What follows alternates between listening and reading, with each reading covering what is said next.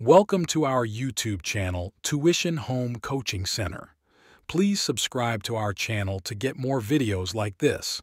Thank you all. আসসালামু আলাইকুম প্রিয় শিক্ষার্থীরা, তোমরা সকলে কেমন আছো? আশা করছি সকলেই খুব ভালো আছো। আজ আমরা দেখব অষ্টম শ্রেণীর বাংলা বইয়ের পৃষ্ঠা 105 এর সমাধান। তোমরা যারা এখনো আমার চ্যানেলটি সাবস্ক্রাইব করোনি তারা চ্যানেলটি সাবস্ক্রাইব করে নিও, তাহলে পরবর্তী পড়াগুলো এই চ্যানেলে তোমরা সবার আগে একসাথে পেয়ে যাবে। আর পূর্ববর্তী পৃষ্ঠার সমাধানগুলো প্রয়োজন হলে চ্যানেলের প্লেলিস্টে সেই পড়াগুলো দেয়া আছে, সেখান থেকে তোমরা সেই পড়াগুলো দেখে নিতে পারো। প্রতিটি উত্তর পৃষ্ঠা বাই পৃষ্ঠা করে দেয়া আছে। তাহলে চলো শুরু করা যাক আমাদের আজকের পড়া। আমাদের আজকের পড়ার শুরুতেই দেখো রয়েছে 105 পৃষ্ঠায় ছবি 4। এর আগে ছবি 1, 2 ও 3-এর ভিডিও এই চ্যানেলের প্লেলিস্টে দেয়া আছে, সেখান থেকে তোমরা দেখে নিও। ছবি 4, ছবি দেখে বিবরণ লিখি।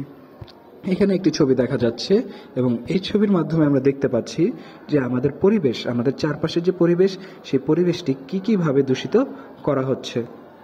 আমরা এখন এটি সম্পর্কে বিস্তারিত লিখব। ছবি 4, পরিবেশ দূষণ, পরিবেশ বাঁচাই, সুস্থ জীবন গড়ি। ছবিটিতে রাজধানী ঢাকার একটি দৃশ্য দেখানো হয়েছে। চিত্রে দেখা যাচ্ছে আকাশছোঁয়া বেশ কিছু ভবন ধীরভাবে দাঁড়িয়ে আছে। আকাশচুম্বী ভবনগুলোর পাশে টিনের ভাঙাচোরা বস্তি।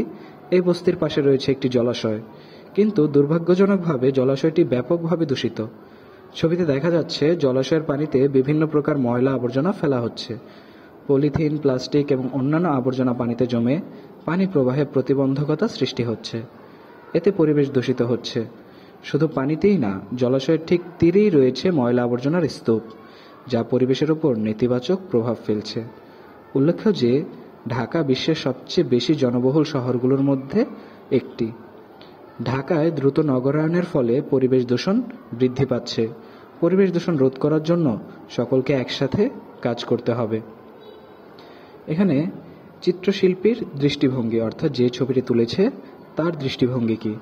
ছবিতে চিত্রশিল্পী ঢাকার উন্নয়ন ও পরিবেশ দূষণের মধ্যে বিদ্যমান বৈপরীত্য তুলে ধরেছেন। আধুনিক ভবন ও দূষিত জলাশয়ের পাশাপাশি বসানোর মাধ্যমে তিনি শহরের দুটি ভিন্ন দিক তুলে ধরেছেন। এরপর দর্শক হিসেবে আমার প্রতিক্রিয়া। এই ছবিটি দেখে আমাদের মনে হয় ঢাকার উন্নয়ন কেবল আধুনিক ভবন নির্মাণে সীমাবদ্ধ থাকতে পারে না। শহরের পরিবেশ ও দরিদ্র মানুষের জীবনযাত্রার মান উন্নত করার জন্য পদক্ষেপ নিতে হবে।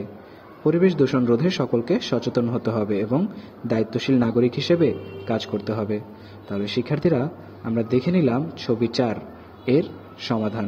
পড়াটা যদি ভালো লেগে থাকে তাহলে চ্যানেলটি সাবস্ক্রাইব করে দিও। পরবর্তী পৃষ্ঠার সমাধানগুলো এই চ্যানেলে সবার আগে পেতে আমি তোমাদের জন্য খুব শীঘ্রই এগুলো আপলোড করে দেব। ধন্যবাদ সকলকে।